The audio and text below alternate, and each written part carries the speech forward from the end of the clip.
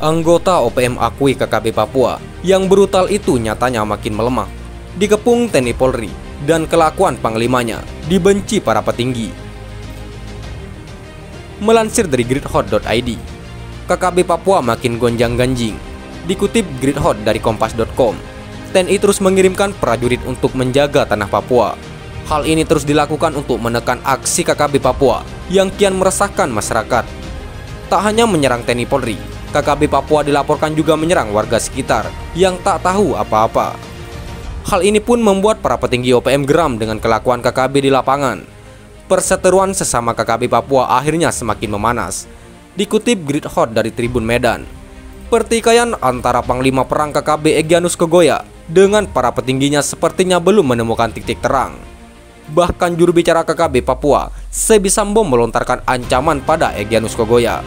Hal ini bermula dari tudingan Egyanus Kogoya soal kinerja diplomasi Papua Merdeka di luar negeri. Sebelumnya beredar video Egyanus Kogoya menilai 4 orang diplomasi di luar negeri, termasuk Sebi Sambo, adalah perjuangan untuk kepentingan diri sendiri. Kami semua sebenarnya terus berjuang untuk Papua Merdeka, kata Sebi Sambo. Sebagai pejuang KKB di luar negeri, kata Sebi Sambo, ia tak pernah berhenti sesaat pun untuk membangun jaringan internasional. Meski saat ini, kata Sebi Sambo, TPNPB OPM sesungguhnya semakin melemah. TPNPB OPM tak bisa lagi berjuang untuk Papua Merdeka. Pasalnya, lanjut Sebi Sambo, TPNPB OPM telah dikepung dari berbagai penjuru oleh TNI Polri. Kau Egyanus Kogoya adalah anak kecil yang baru tumbuh dan kaget melihat Papua yang kini mulai merdeka, kata Sebi Sambo. Egyanus itu tidak bersekolah sehingga tak mengerti apa itu diplomatik, tanda Sebi Sambo. Karena itu, katanya lebih baik Egyanus Kogoya diam dan berhenti dari tindakanmu yang menyusahkan masyarakat dengan merampok. Kau lebih baik diam atau kami bongkar semua tempat persembunyianmu, ancam Sebi Sambo dengan nada marah.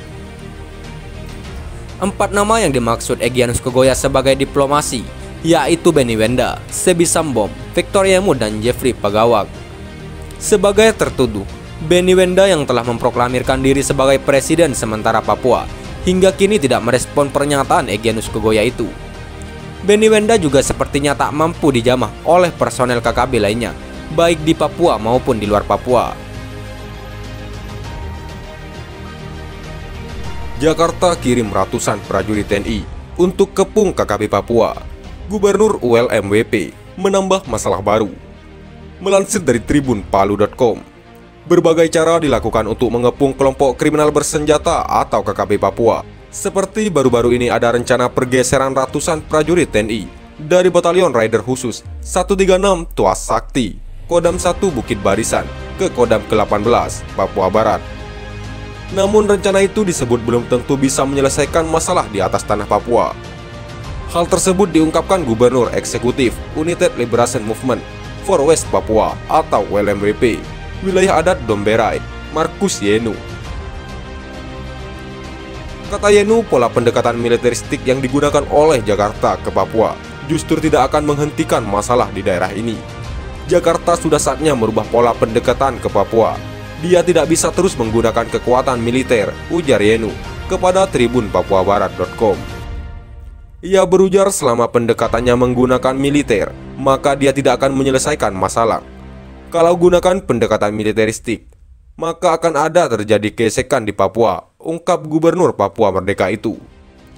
Untuk itu, kondisi di tanah Papua saat ini, Jakarta harus segera mencari pola baru untuk Papua. Kalau dia menambahkan kekuatan TNI Polri ke Papua, maka justru akan menambah masalah di atas tanah ini, tegasnya. Saat ini menurut Yenu, Papua hanya butuh pendekatan Jakarta dalam hal membuka ruang dialog. Kita dari kelompok Papua Merdeka menginginkan agar Jakarta membuka ruang dialog dan disaksikan langsung pihak ketiga sebagai penengah, yakni PBB, ucapnya. Ia menilai pasukan TNI yang ada di 2 kodam di tanah Papua telah cukup untuk pertahanan. Hanya saja pola pendekatan Jakarta kepada masyarakat di tanah Papua harus diubah. Selain itu, Yenu mengaku pihaknya sejak tahun 2000 telah mendorong pendekatan dialog. Pernah tim 100 berapa kali berangkat ke Jakarta dan meminta untuk membuka ruang dialog, ungkap Yenu.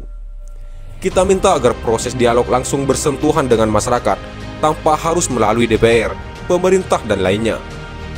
Namun hingga kini usulan tersebut tidak juga direalisasikan oleh Jakarta. Papua ini ibarat api yang sedang menyala dan tidak ada tim pemadam datang lalu bakar di tempat lain, imbuhnya. Harusnya tim pemadam itu datang ke Papua dan langsung sentuh titik api yang sedang menyala. Selama ini pula pendekatan dari Jakarta kepada persoalan yang ada di Papua kami menilai tidak tepat, ungkapnya. Ia mengaku situasi konflik di tanah Papua ada sejumlah tokoh yang berperan dalam polemik itu. Salah satu tokoh itu adalah saya di Papua Barat, pungkasnya. Diinformasikan sebelumnya, sebanyak 400 prajurit TNI yang berasal dari Batalion Raider Khusus 136 Tuah Sakti, Kodam 1 Bukit Barisan, akan dikirim ke sejumlah wilayah di Kodam ke-18 Kaswari, Papua Barat. Pengiriman prajurit tersebut bertujuan untuk mengisi kekosongan dan melaksanakan pembinaan teritorial pada wilayah pelosok di daerah ini. Pangdam ke-18 Kaswari Maijen TNI Gabriel Lema mengatakan prajurit yang dikirim ke Papua Barat telah dilakukan pembekalan sejak awal di Kodam Bukit Barisan. Prajurit TNI yang datang ini adalah non-organik. Kita Kodam Kaswari, ujar Gabriel. Kata dia, prajurit yang datang di Papua Barat bertujuan untuk menjaga wilayah daerah ini sesuai dengan tugas pokok TNI, sehingga dia bukan hanya menjaga di wilayah Kodam Bukit Barisan, namun keseluruhan dari Negara Kesatuan Republik Indonesia. Jadi bukan tunggu kalau ada kondisi urgent baru digeser, tetapi dalam situasi damai pun dia sudah punya pengalaman, tuturnya. Ia mengaku cara dalam menyiapkan prajurit dari Bukit Barisan hanya sederhana. Cukup dengan kepemimpinan hati. Mereka di sana sudah dengan budaya yang beda, jadi disiapkan agar mengenali budaya yang di Papua Barat, ucapnya. Dalam menyiapkan prajurit TNI dari Bukit Barisan, pria asal NTT itu mengaku punya 3 hal dalam persiapan tersebut. Prajurit dari Bukit Barisan yang mau ke Papua Barat harus pegang 3 prinsip dasar, yakni kesetaraan, budaya, dan pendidikan, ungkap Gabriel. 3 hal tersebut merupakan sebuah langkah strategis dan paripurna. Nantinya ketika pelaksanaan di lapangan, para prajurit harus dilandasi oleh disiplin dan profesionalitas. Setiap prajurit Satgas sudah sepatutnya menghormati dan menjunjung tinggi adat istiadat yang berlaku di wilayah tugas, tegasnya. Termasuk berbagai macam kearifan lokal yang ada di tengah-tengah masyarakat di Papua Barat. Selain itu, berdasarkan informasi yang dihimpun Tribun PapuaBarat.com, para prajurit dari Kodam Bukit Barisan rencananya akan tiba di kota Sorong, Papua Barat. Para prajurit nantinya dibagi ke sejumlah daerah seperti Kabupaten Teluk Bintuni, Maibrat, Wondama, Manokwari Selatan, Kaimana Tambarau, dan Sorong Selatan. Sekian dan terima kasih. Jika ada salah kata, kami mohon maaf. Jangan lupa like, komen, dan subscribe.